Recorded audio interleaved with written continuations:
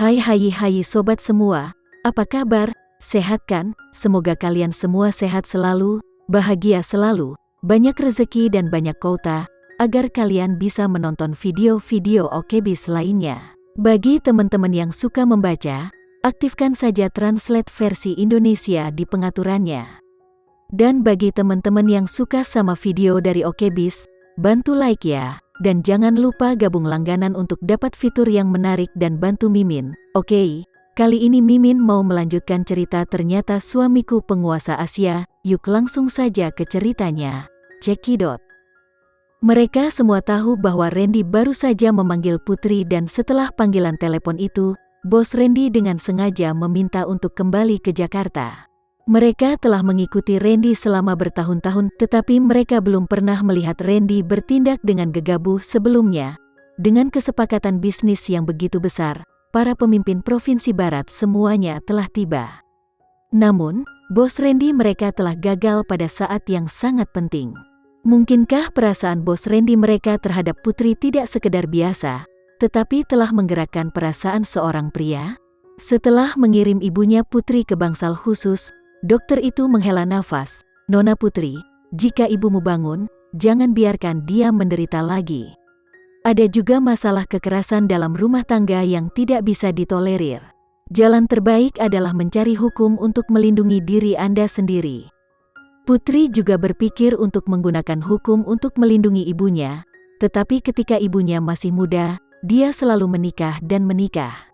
Tidak peduli apa yang pria itu lakukan padanya, dia tidak pernah berpikir untuk menolak, apalagi menggunakan cara hukum untuk melindungi dirinya sendiri. Ibunya bahkan belum berusia 50 tahun, tetapi wajah dan tubuhnya tampak begitu tua. Melihat ibunya yang terbaring di ranjang sakit dengan wajah pucat dan hampir mengerutkan kening, Putri tidak bisa membantu tapi Putri mengulurkan tangan dan dengan lembut membelai wajah ibunya. "Ibu." Setelah 3 tahun, Putri terharu saat mendengar suara ini lagi. Dia tidak tahu harus berkata apa lagi. Tentu saja, sebuah suara yang terdengar seperti suara nyamuk keluar dari mulut ibunya. Dia melambaikan tangannya dan berkata, "Yakinlah nak, teruslah lari, lari." Bu, Putri bergegas maju dan memeluk ibunya dengan erat. "Tentu saja Bu, tentu saja tidak akan ada masalah lagi. Bu, jangan khawatir, aku tidak akan membuat ibu menderita lagi," kata Putri sambil nangis. Tidak tahu apakah itu karena dia mendengar apa yang dikatakan Putri, tapi dia sedikit mengendurkan alisnya, seolah-olah dia tidak lagi khawatir. Namun, kondisi ibunya sangat tidak stabil. Dari waktu ke waktu, dia melambaikan tangannya dengan panik, berulang kali berteriak, "Tentu saja, lari nak lari." Melihat ibunya kesakitan, Putri benar-benar ingin membantu ibunya meringankan rasa sakit. Namun, dia hanya bisa menangis bahwa dia tidak bisa melakukan apapun untuk ibunya. Melihat luka di tubuh ibunya, Putri tidak berani memikirkan seperti apa kehidupan ibunya selama 3 tahun terakhir. Setelah dijebak 3 tahun lalu, dia pergi, meninggalkan ibunya dari tempat neraka itu, menjalani kehidupan yang baru. Mengapa dia tidak mengerti perasaan duka dan sakit ibunya ketika dia mengucapkan kata-kata itu? Jika dia sudah lama tahu betapa beban kehidupan ibunya, dia pasti akan pergi bersama ibunya. Tetapi membawa ibunya pergi lebih mudah diucapkan daripada dilakukan. Dia ingin membawa ibunya pergi, tetapi ibunya tidak ingin pergi bersamanya. "Permisi, Nyonya Randy." Seorang dokter mengetuk pintu dan masuk. Lalu dengan sopan mengangguk ke Putri, "Bos Randy telah mengatur agar kami datang untuk memberitahu Anda tentang kondisi Ibu Linda." Putri menganggukkan kepalanya, "Tolong jangan sembunyikan apapun, ceritakan semuanya dok." Dokter memandang Bu Linda di tempat tidur dan berkata, "Kami baru saja menganalisis kondisi ibumu. Tubuhnya terluka, dan tapi itu mudah untuk disembuhkan. Apa yang akan kita bicarakan sekarang adalah sakit di hatinya, dan itu akan membutuhkan banyak waktu dan usaha untuk menyembuhkannya." Putri menatap ibunya juga, mengingat kembali ketika ibunya terus mendesaknya untuk berlari cepat. Dia percaya bahwa ibunya pasti telah melewati 3 tahun ini penuh dengan siksaan. Memikirkan apa yang dikatakan Andi Andrean beberapa hari yang lalu, ketika dia pergi, ibunya ternyata sakit. Sepertinya Andi Andrean tidak membohonginya tentang masalah ini. Dokter melanjutkan, "Nyonya Randy, kamu tidak perlu khawatir tentang hal-hal ini. Bos Randy sudah mengatur psikiater terbaik untuk datang ke sini. Ketika saatnya tiba, kami akan membantu Nyonya Linda pulih." Namun, Randy hanya berbicara dengannya sekali, memintanya untuk tinggal di rumah sakit. Dalam waktu kurang dari 1 atau 2 jam kemudian, dia berhasil mengatur segalanya dengan sempurna untuknya. Pada saat ini, bahkan jika dia tidak di sisinya, Putri masih bisa merasakan keberadaan dan perhatiannya. Saat para dokter pergi, ibunya yang setengah tertidur di ranjang, sekali lagi diam-diam menangis. "Putri, ibu telah mengecewakanmu, ibu telah mengecewakanmu." Ibu Linda terus mengulangi kalimat ini, dan dia tahu betapa menyesalnya dia tidak membantu putrinya selama 3 tahun terakhir ini. Mengetahui bahwa ibunya masih pingsan, Putri meletakkan tangannya di bawah selimut dan tersenyum sebanyak yang dia bisa. "Ibu, aku salah telah menyalahkanmu. Ibu tidak mengecewakanku kok. Ibu sangat berharga bagiku."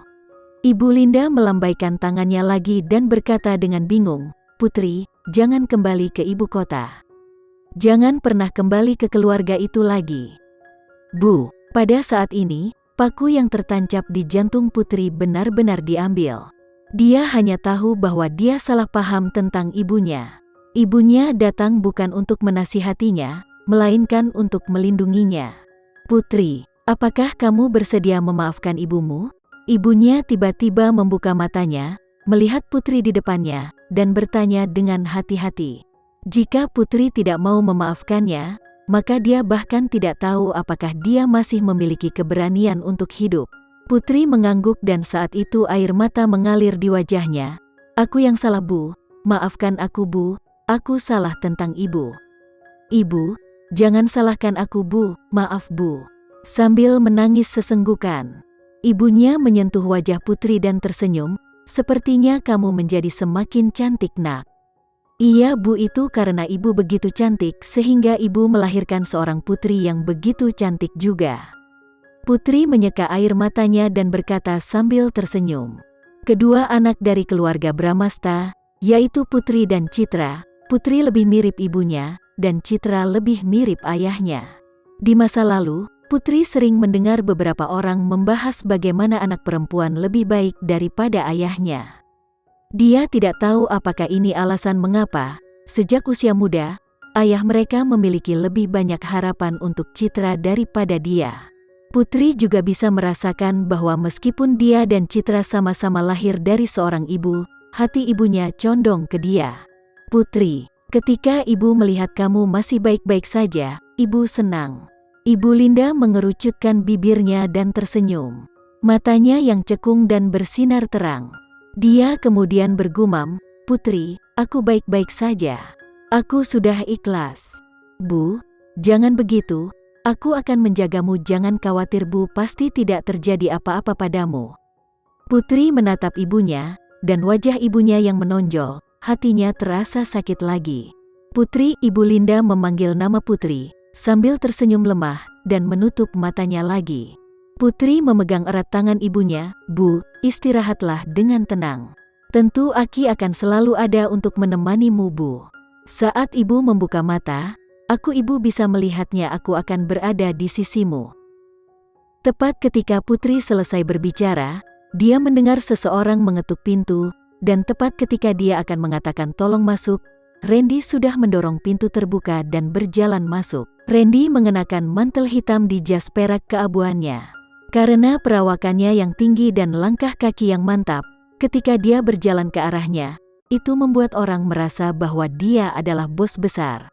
Putri menatapnya dengan tenang, menyaksikan saat dia semakin dekat dan lebih dekat dengannya, dan akhirnya berada di sisinya. Dia memanggil namanya dengan suara rendah, "Putri." Pada saat ini, Putri sama sekali tidak ragu-ragu dan mengambil inisiatif untuk melemparkan dirinya ke pelukannya, mengulurkan lengannya untuk memeluk erat pinggang si speknya. "Randy, kenapa kamu kembali pada waktu yang tepat?" Karena dia tahu dia membutuhkannya sekarang, dia telah kembali saat dia membutuhkannya. Randy memeluknya dengan satu tangan dan menepuk punggungnya dengan lembut. Dia berkata dengan lembut, "Putri, ibumu akan baik-baik saja. Jangan khawatir soal itu, aku pasti juga akan menjaganya." Awalnya, aku sangat takut.